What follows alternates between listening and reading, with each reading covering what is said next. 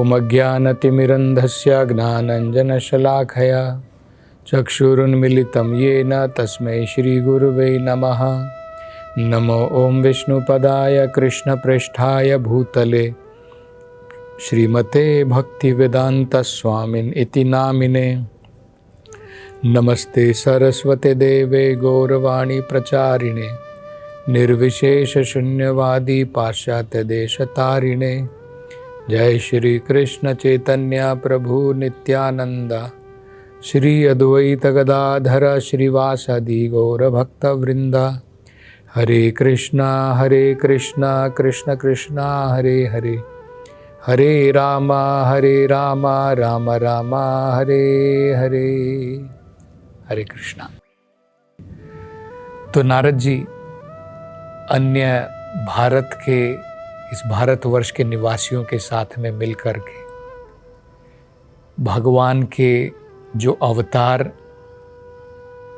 जो अवतरित हुए बद्रिकाश्रम में, नर नारायण ऋषि जो स्वयं भगवान के अवतार हैं, जिन्होंने हमें तपस्या करना सिखाया है, कैसे हम भगवान की भक्ति में आगे बढ़ सकते हैं, अपने आचरण के द्वारा हमें समझाया है।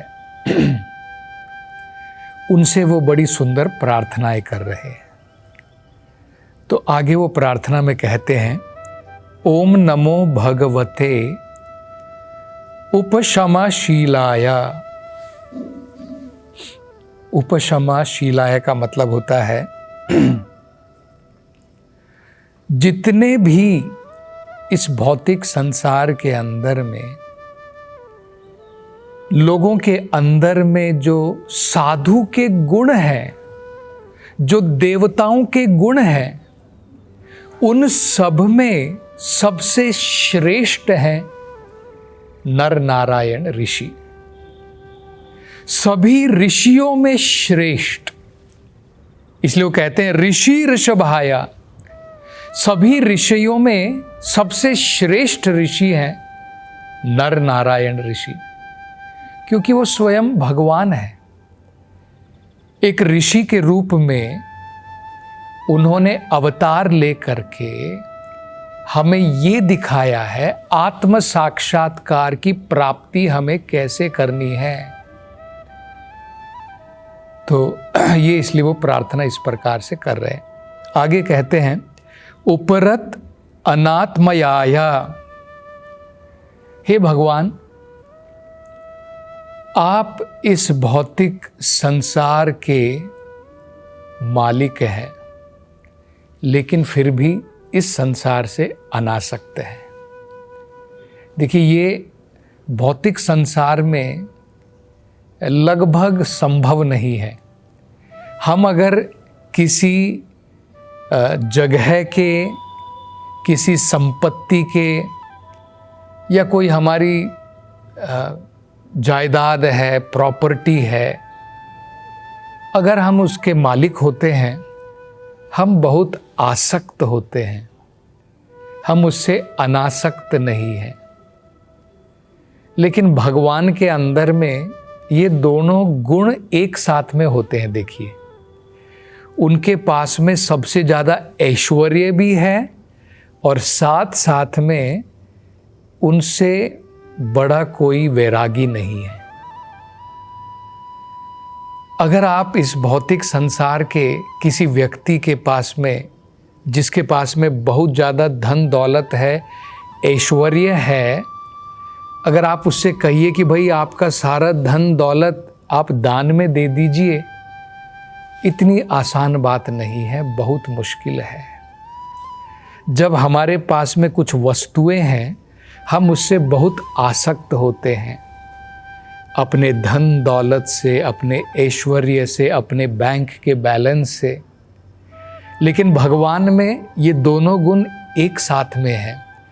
वो सर्व ऐश्वर्यवान है और साथ साथ में भगवान जो है पूर्ण रूप से अनासक्त है। इन भौतिक संपत्ति से, भौतिक ऐश्वर्यों से पूर्ण रूप से अनासक्त हैं। यही गुण उनके महान भक्तों में भी होते हैं। भगवान के यही महान गुण हम उनके महान भक्तों में देख सकते हैं। जैसे उदाहरण के तौर पर भरत महाराज, जिनके नाम पर हमारा देश भारत कहलाता है, उन्होंने युवा अवस्था में अपना धन दौलत राज्य सब कुछ त्याग कर दिया। तो उनके पास में सब कुछ था और सब कुछ त्याग कर दिया, मतलब इन सब चीजों से वो आसक्त नहीं थे, निरासक्त थे। तो ये भगवान के अंदर में और उनके महान भक्तों में ये महान गुण है। आगे वो कहते हैं अकिंचन वित्ताया। ये भी बड़ा महत्वपूर्ण गुण भगवान का है। अकिंचन वित्ताया। जो लोग भौतिक संसार में, जिनको ये ज्ञान हो गया है कि हे भगवान मेरा कुछ नहीं है, सब कुछ आपका है, मेरा कुछ नहीं है, सही तरीके से, केवल बोलने मात्र से नहीं। आपने देखे होंगे बहुत सारे लोग मुंह से तो कहते हैं अरे मेरा कुछ नहीं है, सब भगवान का है, लेकिन हमें पता है अपने गहरे हृदय से इन सभी चीज़ों से बड़े आसक्त रहते हैं। ऊपर से बोलना बहुत आसान है, लेकिन उसका आचरण करना बहुत मुश्किल है। तो भगवान जो हैं ऐसे लोगों की संपत्ति है जिनके पास में और कोई संपत्ति नहीं है। तब हम सोचेंगे कि अगर ऐसा है तो फिर पांडवों का क्या पांडवों की संपत्ति नहीं थे भगवान? क्योंकि पांडवों के पास में तो सब कुछ था, धन था, दौलत थी, ऐश्वर्य था। वो तो अकिंचन नहीं थे। अकिंचन मतलब होता है जिसके पास कुछ नहीं है। लेकिन हमको ये समझना, इनके पास सब कुछ हो करके भी कुछ नहीं था, क्योंकि उनकी ये समझ थी कि हमारा कुछ नहीं है। हमको, जैसे मान लीजिए आप एक बैंक में जाते हैं, बैंक का जो मैनेजर है वो रोज हजारों लाखों करोड़ों रुपये का लेन देन करवाता है, उसके हाथ से करोड़ों रुपये जाते हैं, लेकिन उसे पता है ये सारा धन मेरा नहीं है। उसकी ये समझ है मैं इसका मालिक नहीं हूँ। ठीक इसी प्रकार से ये जो भगवान के महान भक्त होते हैं, इनके पास में सब कुछ है, ऐश्वर्य है। देखिए, जैसे आप उदाहरण से देख सकते हैं, पहले पांडवों के पास में पूरा राज्य था, और जब वो उस राज्य को हार गए दुर्योधन से, उनके जीवन में कोई बदलाव नहीं आया। अगर एक अमीर व्यक्ति है, उसके पास में सब कुछ है, और अगले दिन अगर उसका सब कुछ लुट जाता है, वो व्यक्ति जीवित नहीं रह पाएगा, उसको हार्ट अटैक आ जाएगा। लेकिन हम देखते हैं कि पांडवों को ऐसा कुछ नहीं। इतने साल तक वो वन में रहे। वन से वापस जाने के बाद में जब उन्होंने अपना वनवास पूरा कर लिया था, तब तो उनको राज्य वापस मिलना था। दुर्योधन वापस नहीं दे रहा था। उसने कहा कि बिना युद्ध के सुई की नोक के ऊपर जितनी भूमि है वो भी वापस नहीं दूंगा। लेकिन हम फिर भी देखते हैं कि इतने साल वो वन में रहे, लेकिन फिर भी उनके जीवन में कोई बदलाव नहीं आया। फिर भी वो पूर्ण रूप से भगवान की भक्ति में लगे रहे। इनको कहते हैं अकिंचना। सब कुछ रहते हुए भी जिनको ये ज्ञान है मेरा कुछ नहीं है, सब कुछ भगवान का है। अन्यथा देखिए, कुछ व्यक्ति ऐसे होते हैं जिनके पास में कुछ नहीं है, लेकिन फिर भी वो कहते नहीं ये मेरा है।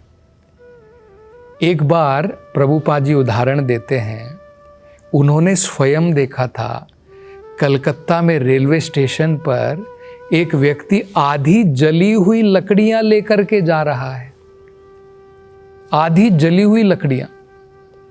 अब देखिए, गरीब आदमी है, उसके पास में प्रैक्टिकली कुछ नहीं है, लेकिन फिर भी कुछ लकड़ी को लेकर के जा रहा है। वो जो भी चीज उसके पास में है उससे आसक्त है,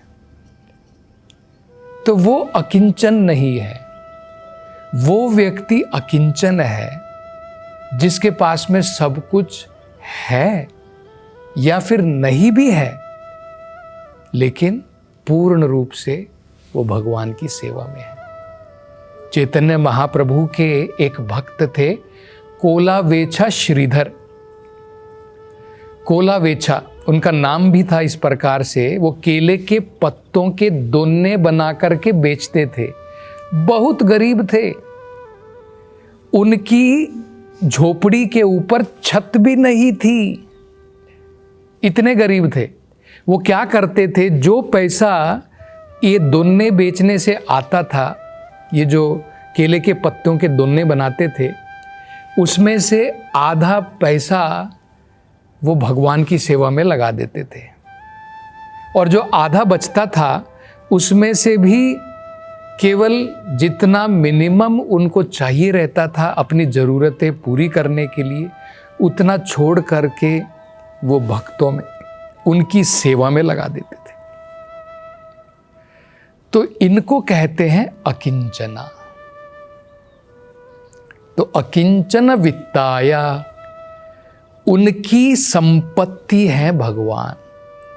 और जो लोग छाती फुला करके बैठे हैं, मेरा सब कुछ है, धन है, दौलत है, कई बार वो अपनी जीभ से भगवान के नाम का जप करते हैं, लेकिन क्योंकि उनके मन में इतना गर्व है कि मैं आराम हूँ, मेरे लिए भगवान की क्या ज़रूरत है, ऐसे लोगों की प्रॉपर्टी भगवान नहीं है। तो ये बड़ी सुंदर प्रार्थना वो करते हैं और कहते हैं परमहंसा परम गुरुवे। भगवान नर नारायण ऋषि के रूप में जब अवतार उन्होंने लिया, वो परमहंसों के भी गुरु हैं। परमहंस परम गुरुवे, परमहंस के भी परम गुरु हैं। परमहंस का मतलब देखिए, कोई साधारण व्यक्ति नहीं है। साधारण व्यक्तियों को तो बहुत सारे लोग अपना चेला बना लेते हैं, अपने शिष्य बना लेते हैं, लेकिन परमहंस को अपना शिष्य, परमहंस का मतलब क्या है? मतलब जो सभी मनुष्यों में परम है। हंस का एक गुण होता है, पानी को अलग, दूध को अलग कर देता है। इसी प्रकार से परमहंस का गुण होता है जो भौतिक संसार में भौतिक वस्तुओं और आध्यात्मिक जीवन को अलग कर सकता है। मतलब संसार में रहता है लेकिन भौतिक चीजों से कोई आसक्ति नहीं है, उसे परमहंस कहते हैं। उनके भी परम गुरु हैं नर नारायण ऋषि। तो इसलिए वो ऐसा प्रार्थना कर रहे हैं, आत्मा राम अधिपतये। जो आत्मा राम है, जिन्होंने आत्म साक्षात्कार कर लिया है, उनके भी मालिक हैं। अधिपतये, उनके भी पति हैं। पति का मतलब होता है मालिक है, उनके भी स्वामी हैं। और आगे अपनी प्रार्थना में कहते, न बध्यते यह सर्ग आदिषु। हम जब किसी चीज का निर्माण करते हैं, आप मान लीजिए 2 साल से 3 साल से बड़ा घर बना रहे हैं, हम उससे बड़े आसक्त हो जाते हैं, लेकिन भगवान ने ये सारा संसार का निर्माण किया है, भगवान आसक्त नहीं है। हम लोग जो भी चीज का निर्माण करते हैं, किसी चीज की सृष्टि करते हैं, हम उससे बहुत आसक्त हो जाते हैं, लेकिन भगवान निरासक्त हैं। आगे कहते हैं, न हन्यते देहगता अपि देहि कईहि। क्योंकि भगवान का शरीर, नर नारायण ऋषि का शरीर जो है सत्य चित आनंद स्वरूप है, इसलिए उनके शरीर में बाहरी रूप से मनुष्य जैसे दिखाई देता है, इसलिए कहा है देहगतापि, देह मानव की देह जैसा दिखता है, लेकिन देहि कई ना देहि कई, जो देह की जरूरतें होती हैं। जैसे अगर हमारा शरीर है तो आपको भूख तो लगेगी, अगर आपके पास में शरीर है आपको प्यास लगेगी, अगर आपके पास में शरीर है आप कुछ कार्य करेंगे तो आप थक जाएंगे, थकान होगी, तो भूख लगेगी, प्यास लगेगी, थकान होगी। लेकिन नर नारायण ऋषि का शरीर ये सांसारिक भौतिक शरीर नहीं है। इन सब शरीर की जरूरतों से वे परे हैं। बाहरी रूप से देखने में ऐसी मानव जैसी देह लग सकती है, लेकिन वो परम भगवान की देह है। आगे कहते हैं दृष्टु न द्रक यस्य गुणई विदुष्यते। बड़ा सुंदर वर्णन है। हम किसी चीज को देखते हैं, एक सुंदर स्त्री को पुरुष देखता है, उसकी तरफ आकर्षित हो जाता है। एक स्त्री किसी हैंडसम पुरुष को देखती है, उसकी तरफ आकर्षित हो जाती है। मतलब हमारी दृष्टि दूषित हो जाती है, काम वासनाओं से भर जाती है, लोभ से भर जाती है, क्रोध से भर जाती है। हम कुछ देखते हैं, उसके द्वारा हमारी मानसिकता प्रभावित होती है। लेकिन भगवान के बारे में कहा है दृष्टुहु, वो तो सब कुछ देखते हैं। परमात्मा के रूप में हृदय में विराजमान है, भगवान की नजरें सब जगह हैं, सब कुछ देखते हैं। लेकिन गुणई विदुष्यते न गुणई विदुष्यते, उनके गुणों में, उनकी दृष्टि में कभी दूषण नहीं आता है। उनकी दृष्टि, उनके गुण दूषित नहीं होते हैं, प्योर रहते हैं, शुद्ध रहते हैं। तो और आगे नारद जी क्या प्रार्थना करेंगे, इसकी चर्चा हम अगली कथा में करेंगे। हरे कृष्णा। त्रिवेणी का ये संगम सारे पाप हर जाता है।